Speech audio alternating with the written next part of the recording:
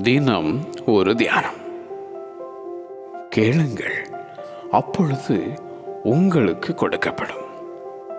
மத்தேயு எழுதின சுவிசேஷம் அதிகாரம் 7 வசனம் 7. Ask and it will be given to you. கேட்கிற எவனும் பெற்றுக்கொள்கிறான் என்றார் ஆண்டவர் இயேசு.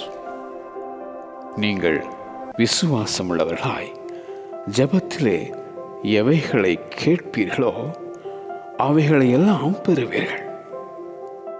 நீங்கள் என் நாமத்தினாலே எதை கேட்பீர்களோ குமாரனில் பிதா மகிமைப்படும்படியாக அதை செய்வேன். என் நாமத்தினாலே நீங்கள் எதை கேட்டாலும் அதை நான் செய்வேன்.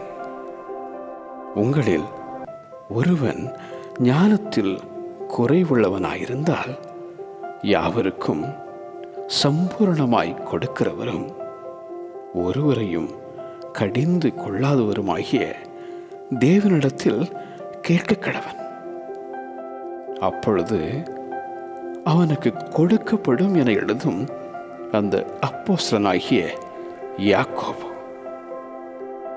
நாம் எதையாகிலும் அவருடைய சித்தத்தின்படி கேட்டால் அவர் நமக்கு செவி கொடுக்கிறார் என்பதே அவரை பற்றி நாம் கொண்டிருக்கிற தைரியம். கேளுங்கள், அப்பொழுது உங்களுக்கு கொடுக்கப்படும். கேளுங்கள், அப்பொழுது உங்களுக்கு கொடுக்கப்படும்.